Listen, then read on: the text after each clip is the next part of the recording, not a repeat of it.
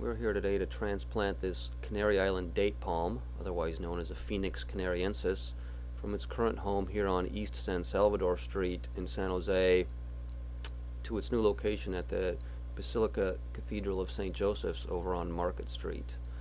So here we're extracting the tree from its site over here, laying it down on the ground, tying up all the fronds for transport, and placing it on the back of a truck to move it over to the church. Canary Island date palm originally came to the west coast of the United States with Catholic missionaries. Father Junipero Serra, in fact, in the mid-1700s, stopped in the Canary Islands on his way here to California and brought a lot of the seeds here. And his original intent was to establish missions about a day's ride apart on the El Camino and plant these trees at each one of those locations. So there's certainly a historical significance to Canary Island date palms and the Catholic Church throughout Northern California.